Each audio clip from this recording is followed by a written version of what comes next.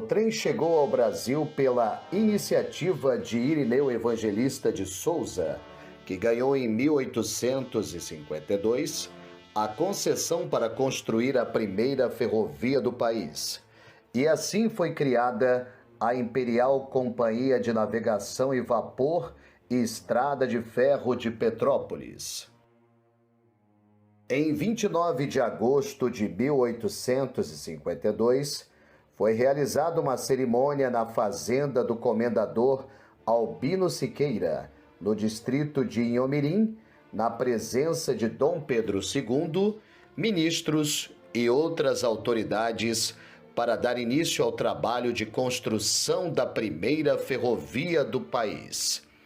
No ponto inicial da linha férrea, Irineu entregou a Dom Pedro II uma pá de prata com cabo feito de jacarandá e um carrinho de obras, também de jacarandá.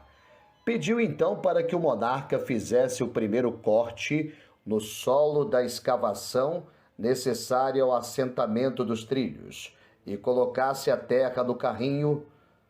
Só que após cavar 3 punhados de terra, o imperador passou a pá para outras autoridades que pudessem continuar o gesto simbólico e depois disso retirou-se da cerimônia. A primeira estrada de ferro do país se estendia por 14,5 km em Bitola Ibérica, a mais larga do Brasil. Todo o material usado para a construção da ferrovia foi trazido da Inglaterra.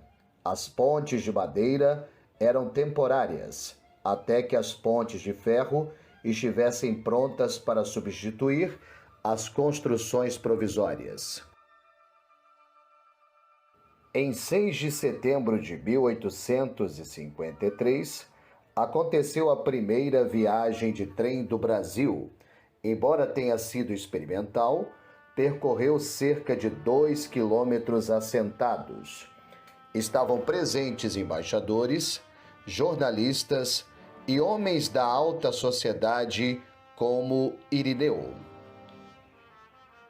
Já em 30 de abril de 1854, foi realizada a viagem inaugural da locomotiva baronesa pela ferrovia, na presença de Dom Pedro II, sua esposa, Imperatriz Dona Teresa Cristina, e os nobres mais próximos à realeza, além dos técnicos responsáveis pela ferrovia. A cerimônia de inauguração da estrada de ferro iniciou-se no Porto de Mauá, onde as 3 primeiras locomotivas da companhia foram abençoadas pelo cônego Chaves, que representou o bispo do Rio de Janeiro. Após a cerimônia, a comitiva imperial e demais autoridades presentes embarcaram no trem composto de uma locomotiva, do carro imperial e de mais 3 carros de passageiros. A viagem até Fragoso foi feita em pouco mais de 20 minutos, atingindo a velocidade de 36 km por hora. Pelo sucesso da estrada recém-inaugurada, Irineu recebeu das mãos do imperador o título de Barão de Mauá. No dia seguinte, 1º de maio, a estrada foi aberta para passageiros e 6 meses depois, em 1º de novembro, foi dado início ao transporte de cargas e logo foram estabelecidas as viagens regulares de passageiros, de cargas e mistas.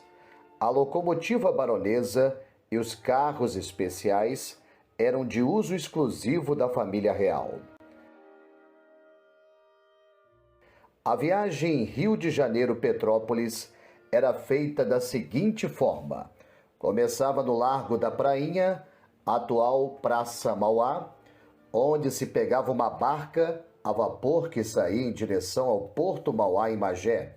Depois da estação de Mauá, em Guia de Pacobaíba, os viajantes embarcavam no trem e partiam para à estação situada em Fragoso.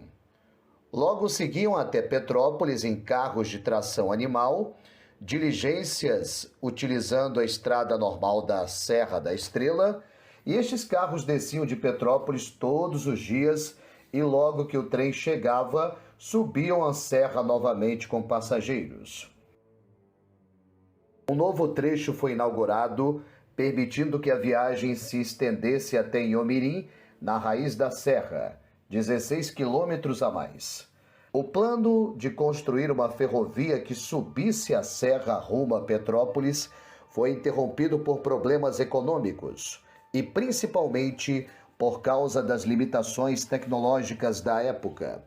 Só foi possível chegar a Petrópolis de trem cerca de 30 anos após a inauguração da primeira parte da Estrada de Ferro Mauá. Infelizmente, após o ano de 1945, a ferrovia começou a entrar em declínio. As estradas de rodagem facilitaram o uso dos ônibus e carros, além dos caminhões de carga. O presidente Washington Luiz, que governou o Brasil de 1926 até 1930, incrementou a construção de estradas de rodagem por todo o país, sendo responsável pela abertura daquela que mudaria o perfil da cidade de Petrópolis, a rodovia Washington Luiz. A partir de 1957, com a criação da Rede Ferroviária Federal Sociedade Anônima pelo governo federal, as ferrovias passaram a ter uma única administração. Houve então a decisão de acabar com as linhas férreas que davam prejuízo e incentivar as estradas de rodagem, estimulando a implantação de fábricas de automóveis.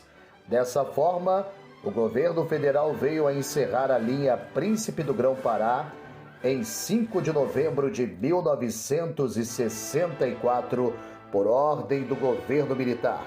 Muitos foram os personagens importantes da história brasileira que percorreram de trem a ferrovia Rio-Petrópolis.